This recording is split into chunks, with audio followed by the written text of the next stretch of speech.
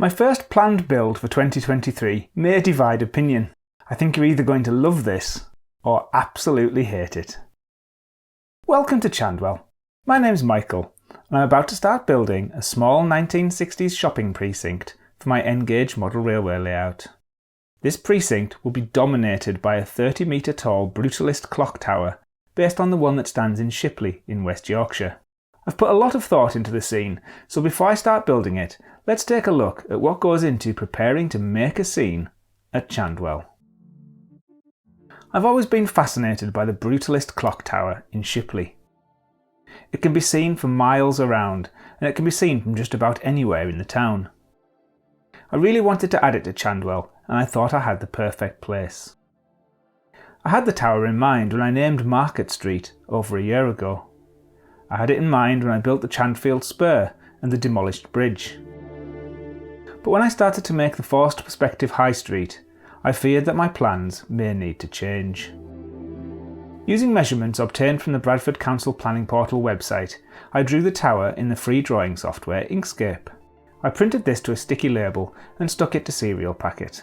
I had a really good representation of the tower.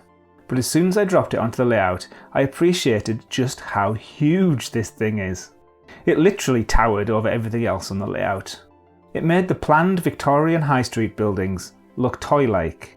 It made the bridge of High Street look squashed and fat.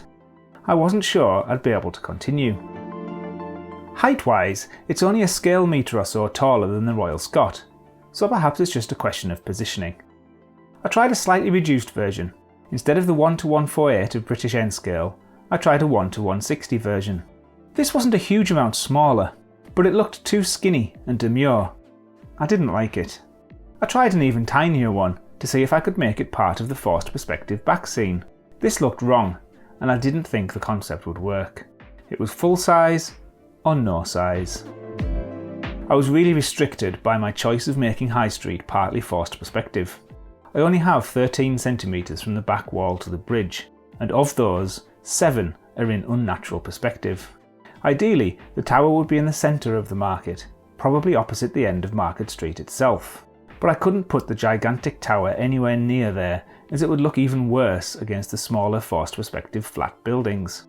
So I decided that it had to be squashed as close as possible to the viaduct. The Shipley Tower is freestanding. There is a clear 5-metre gap around the whole thing. Whilst giving loads of Chandwell-like modelling opportunities, I just didn't have the space to make this work. I tried a few mock-ups, but each of them squashed the tower in more and more. I decided therefore that the tower would need to be part of the building itself. With a narrow shop on the left, this was starting to look better. It looked very Shipley-like from up by the War Memorial, and it looked okay from here. I decided to make a full mock-up of the market building. This was showing promise. It was lower at the back than the front. It had an underground loading area accessible via the viaduct arch, and a sign visible to train passengers crossing the viaduct.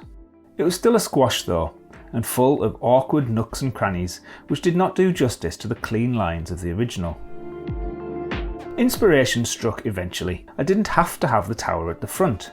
Could I move it into the centre of the available space and make it the centrepiece of a pedestrian precinct? By arranging and rearranging all my bits of card over and over again, I think I've found something that might work. I now have a firm plan of how this scene will look and how my next few weeks of model making will pan out. Let's take a look then at the parts of the scene. The rear of High Street will be visible at the back. These will be tall Victorian backs printed in a similar way to the other side of Market Street. A tall office building will be made in 2-point forced perspective, similar to the flat tower over in the distance. This should hide the ends of the fronts of High Street and blend into the forced perspective part of the market, if I can get the proportions right. The 3-storey concrete buildings will transition into the forced perspective. Forced perspective is always a compromise and it can never look perfect from more than one angle. Because I want it to appear good enough from multiple angles, I have to accept that it will look a bit wrong from all angles.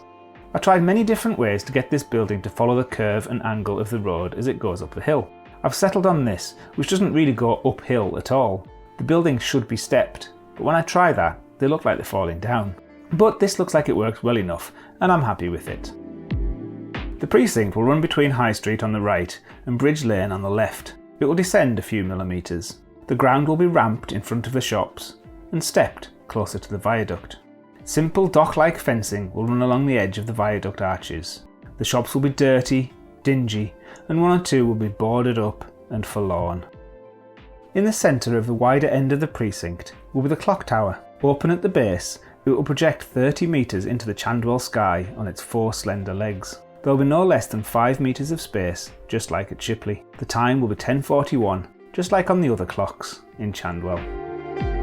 An access road will run down the front of the viaduct from High Street. This arch will be rough ground, hard-packed dirt and weeds, maybe a couple of parked cars. Steps will lead up to the plaza and through a break in the fence.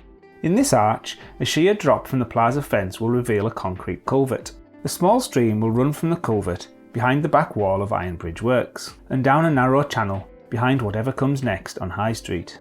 A low brick bridge with no parapet will cross the little stream and lead to the third arch. In here will be a small workshop of some kind, a wood turner perhaps, and a small access gate in the works wall. Opposite the plaza will be the remains of the Chandfield Viaduct, but that's more than a year away from being built.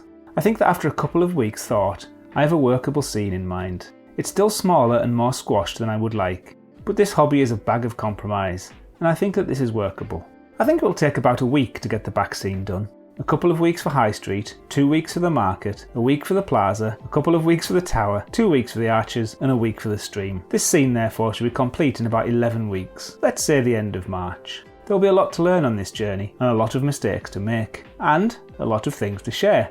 So please join me in 2023 then, as we take this journey together, and see where we end up. How close to this plan will the end result be? And most importantly, what will the plaza be called?